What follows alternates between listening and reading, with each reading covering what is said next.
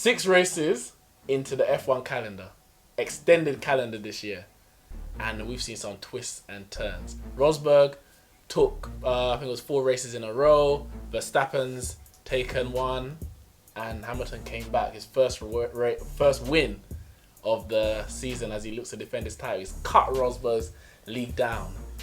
How do you think it's going to go, Cal? We've got Silverstone coming up. Is the title race well and truly back on?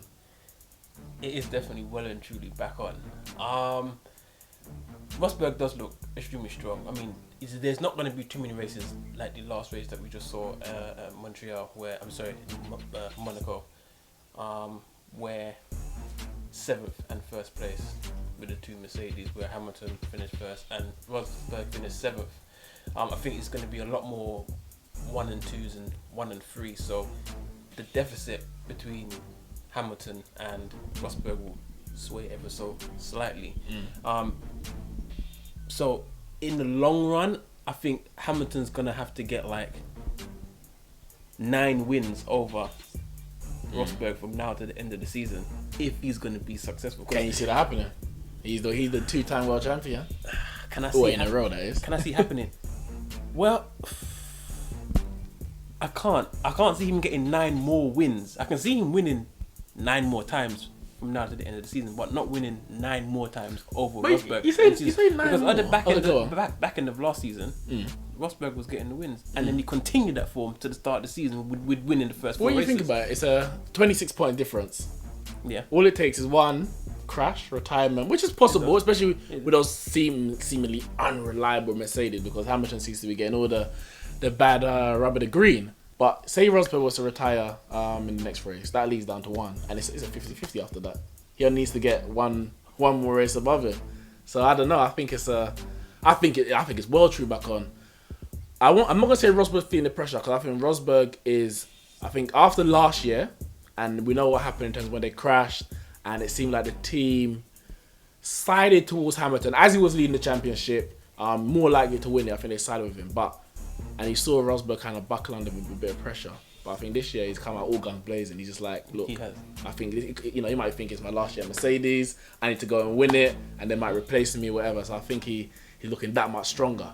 But there's another racer, and this is a couple, because that Red Bull is looking ever stronger from every race. Ricciardo's putting some fast times in the last 2 Grand Prix. He definitely Obviously, we had Verstappen winning 2 races ago, and Ricciardo could have won if it wasn't for a botched pit stop in Monaco. Verstappen, what are you making of him? Because he's come from, I won't say nowhere. He was there last year, but he's literally just come and he's taken everyone by storm. He was there last year, but obviously because of different country rules, he couldn't race every track because he was only 17, and some countries require you to be 18 to be legal to drive. So he couldn't race every race, but he was there and we saw his quality. This year he's 18, he's going to be there for the whole season, and we're going to see what he's made of. I think he's a quality racer. He's already become the youngest ever driver to win a Grand Prix. So that's a record in itself. And I think he's going to go on to, eventually set more. Not while Hamilton's about and the Mercedes car is how it is. But is he looking at maybe a bigger team next year? Ferrari, possibly Mercedes? But that's the thing. You say Mercedes, but if you say the Ferrari, but if he's out racing the Ferrari now, why would he join the Ferrari? But is he out racing the Ferrari because he's a better driver, or is he out racing the Ferraris because the car's better? Daniel's doing it. It's a good shout. Daniel's doing it. But I know we had Vettel winning all those Grand Prix in the Red Bull. Do you think Red Bull has got that in them to produce that title winning car again? They do. You got people like Bottas over there, and who's Felipe Massa. That I think their BMW is a very, very quick car. Obviously, genuine on the straights. Vettel, Raikkonen. Obviously, they're in the Ferrari. Ferrari's got a big name. One of the most famous, if not most famous team in F1. But they just seem to be lacking something. Last year, I think their car was actually terrible. They've come on leaps and bounds this year. But I don't know. Something's missing from them. I'm not sure what it is. Is it a race? Is it a car? Has Vettel lost that hunger for that championship again? I think he's just giving up hope. I think he just believes that there's better cars out there, and if he's not in the team that's going to win, I mean, he just like all is lost is pretty much like Ronaldo at Portugal. If I'm not in a team capable of winning, there's no point in giving my all. I'm not going to win anyway. It's like giving up.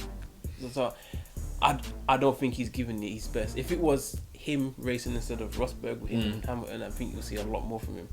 A lot more. But I think this season we're going to see a lot more upsets. You're going to see a lot more of Ferrari and Red Bull getting victories. I mean, even the Monaco one, like you said, if it wasn't for a botched job in the pit, Daniel would have had that race. And even if it wasn't that track, he would have had that race. Because even when he came out behind Hamilton, he was all over the back of him. If it wasn't for the tight space track, he probably would have taken him and gone on to win the race. Well, Neeks Sports is going to be at Silverstone. We're going to be getting the views of the fans at the ground, at the racetrack. And I think we're going to see a brilliant race there. Let us know who is going to take the championship in F1 2016.